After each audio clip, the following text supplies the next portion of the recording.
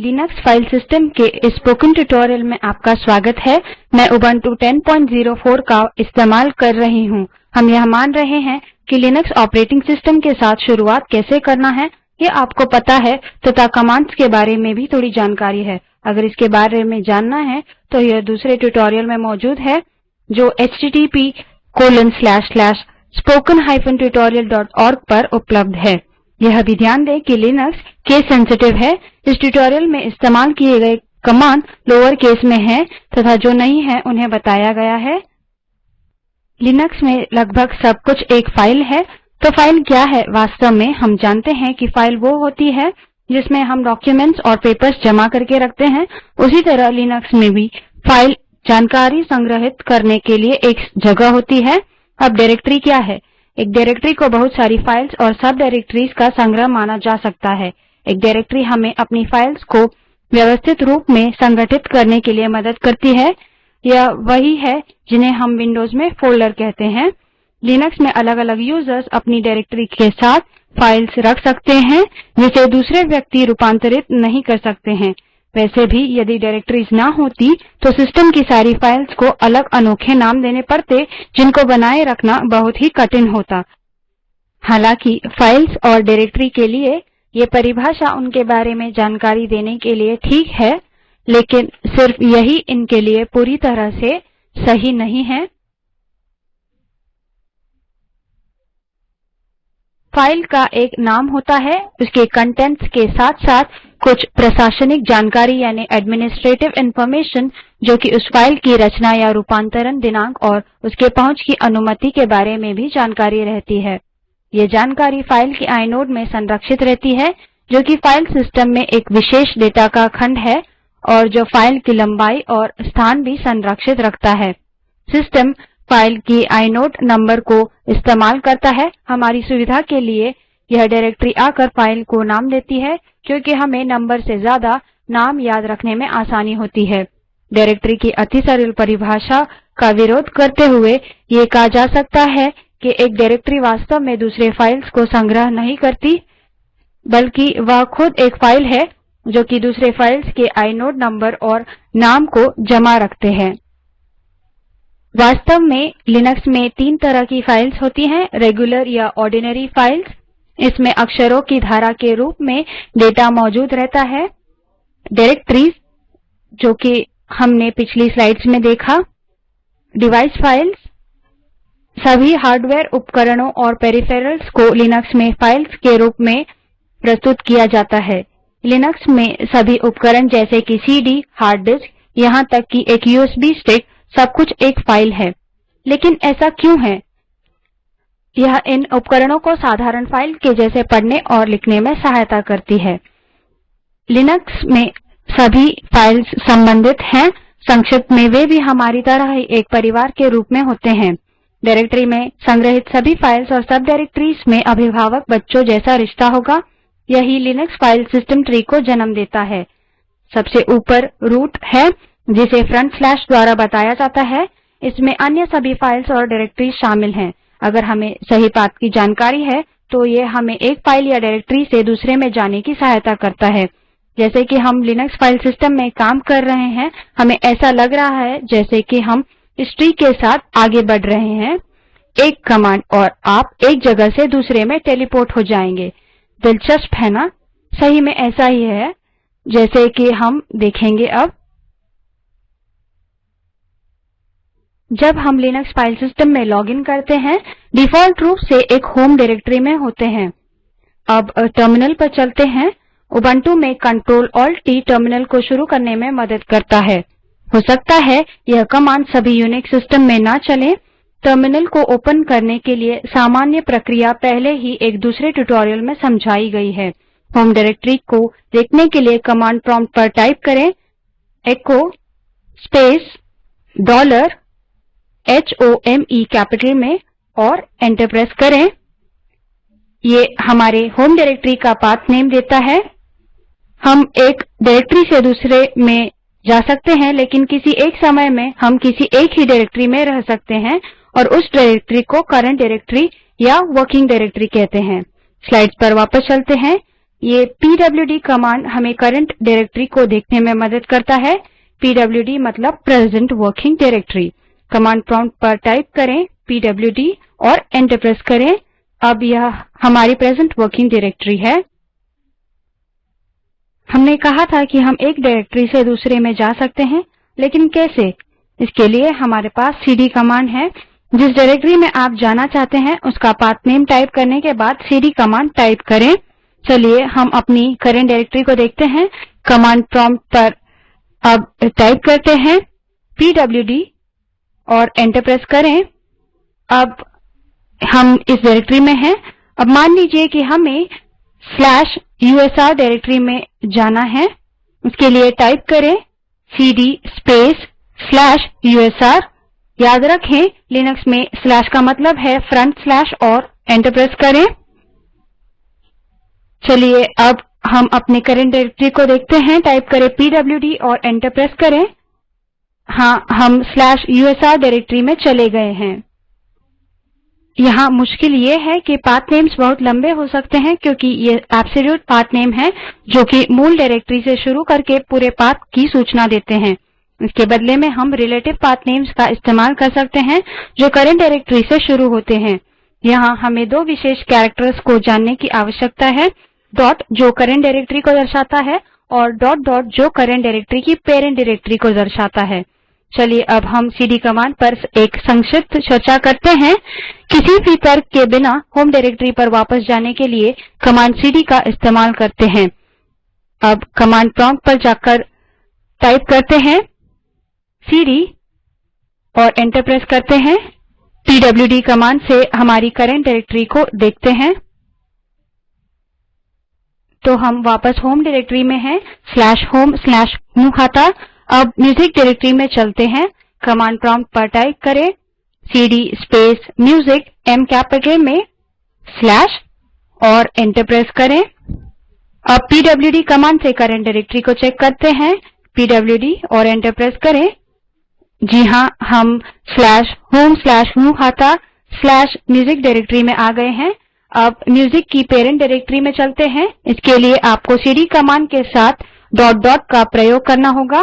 Command prompt पर type करें CD space dot और एंटर प्रेस करें। अब पीडब्ल्यूडी टाइप करके करंट डायरेक्टरी को चेक करें। हम फिर से /home/gnuhata में हैं। अब डॉट का प्रयोग करके करंट डायरेक्टरी की सब डायरेक्टरी यानी उप डायरेक्टरी में चलते हैं। कमांड प्रोम्प्ट पर टाइप करें सीडी स्पेस डॉट/documents डी कैपिटल में स्लैश और एंटर प्रेस करें। पीडब्ल्यूडी टाइप करें और करंट डायरेक्टरी को चेक करें। हम /home/gnuhata/documents में हैं।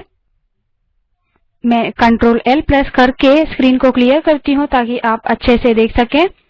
सीडी कमांड से होम डायरेक्टरी में वापस जाएं। टाइप करें सीडी और एंटर प्रेस करें। फिर से करंट डायरेक्टरी को चेक करें पीडब्ल्यूडी कमांड टाइप करके। हम /home/gnuhata में वापस आए हैं। हम एक रिलेटिव पाथ में कई डॉट को जोड़ सकते हैं जो स्लैश द्वारा अलग किए होते हैं। इस स्लाइड में हम फाइल सिस्टम की हायरार्की यानी अनुक्रम को देख सकते हैं। रूट डायरेक्टरी या स्लैश सबसे ऊपर है। रूट के नीचे दो सब डायरेक्टरीज हैं, होम तथा बिन।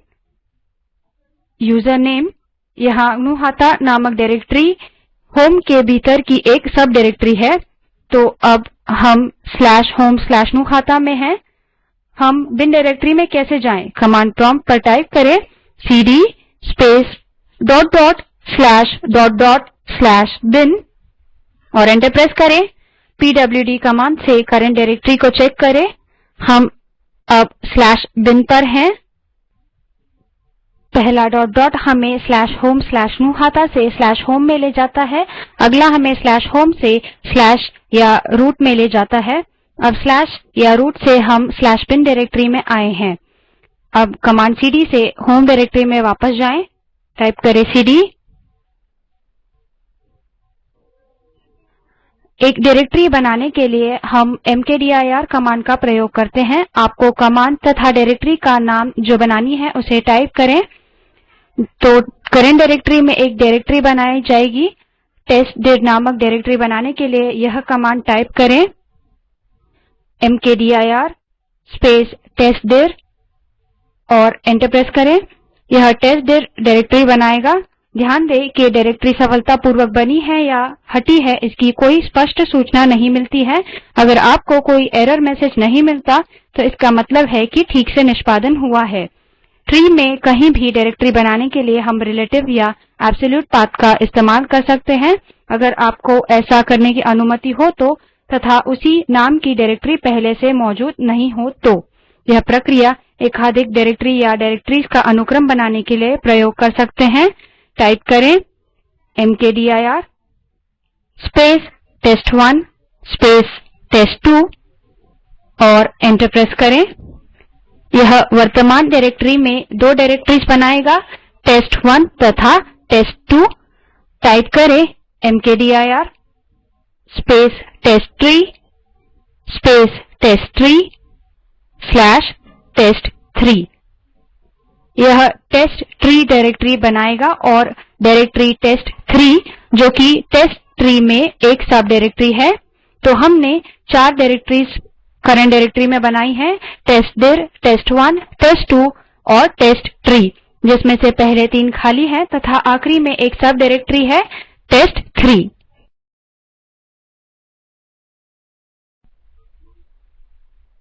अब स्लाइड्स पर वापस चलते हैं।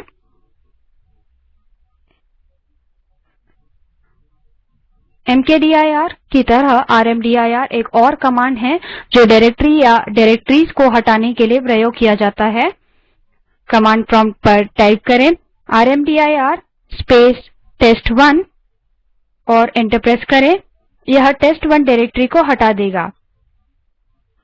आप एक डायरेक्टरी को हटा सकते हैं अगर आप उसके ओनर हों तो, या आपकी करंट डायरेक्टरी उस डायरेक्टरी से ऊपर हो जिससे आप हटाना चाहते हैं, या डायरेक्टरी खाली हो तो।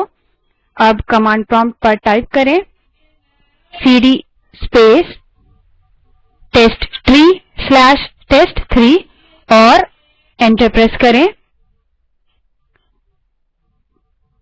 हम अभी टेस्ट3 डायरेक्टरी में हैं जो कि टेस्ट3 में एक सब डायरेक्टरी है। चलिए हम टेस्ट डायरेक्टरी को हटाने की कोशिश करते हैं। कमांड प्रॉम्प्ट पर टाइप कीजिए rmdir स्पेस टेस्टडिर और एंटर प्रेस करें। हम देख सकते हैं कि हम ये नहीं कर पा रहे हैं क्योंकि जिस डायरेक्टरी को हम हटाना चाहते हैं वो पदानुक्रम से करंट डायरेक्टरी के ऊपर नहीं है। तो हमें उस डायरेक्टरी पर जाना है जो पदानुक्रम से टेस्टडिर डायरेक्टरी के ऊपर है। टाइप करें सीडी स्पेस डॉट डॉट और एंटर प्रेस करें। अब सीडी स्पेस डॉट डॉट यह कमांड टाइप करके पेरेंट डायरेक्टरी पर वापस जाएं। अब फिर से पिछले कमांड की कोशिश करते हैं। टाइप करें rmdir स्पेस टेस्टडिर और एंटर प्रेस करें। टेस्टडिर डायरेक्टरी डिलीट हो गई है। ध्यान दें कि टेस्टडिर डायरेक्टरी खाली भी थी। एकाधिक डायरेक्टरीज या डायरेक्टरीज के अनुक्रम को एक ही बार में नहीं हटा सकते, तो टेस्ट3 डायरेक्टरी को उसके सब डायरेक्टरी टेस्ट3 के साथ डिलीट करने की कोशिश करते हैं। कमांड प्रॉम्प्ट पर टाइप करें rmdir स्पेस टेस्ट3 स्पेस टेस्ट3 स्लैश टेस्ट3 और एंटर प्रेस करें। देखिए ये एक एरर मैसेज देगा कि टेस्ट3 डायरेक्टरी को हटा नहीं सकते क्योंकि यह खाली नहीं है। लेकिन हम एक चीज जो भूल रहे हैं कि टेस्ट3 स्लैश टेस्ट3 डिलीट हुई है क्योंकि वह खाली थी। उसे चेक करने के लिए कमांड प्रॉम्प्ट पर टाइप करें सीडी स्पेस टेस्ट3 और एंटर प्रेस करें। अब टाइप करें एलएस और एंटर प्रेस करें। देखिए कि अब डायरेक्टरी में कुछ नहीं है तो टेस्ट3 डिलीट हुई है। तो इस ट्यूटोरियल में हमने लिनक्स फाइल्स और डायरेक्टरीज के बारे में जाना और लिनक्स डायरेक्टरीज में कैसे काम किया जाता है यह भी जाना, उनको देखना, उनके बीच चलना, उनको बनाना और हटाना। अब हम इस ट्यूटोरियल के अंत में आ चुके हैं। Spoken tutorial talk to a teacher project का हिस्सा है, जिसे राष्ट्रीय साक्षरता मिशन ने आईसीटी के माध्यम से समर्थित किया है। अधिक जानकारी दिए गए लिंक पर उपलब्ध है। आईआईटी बॉम्बे की तरफ से मैं सकीना शेख आपसे विदा लेती हूँ। इस ट्यूटोरियल में शामिल होने के लिए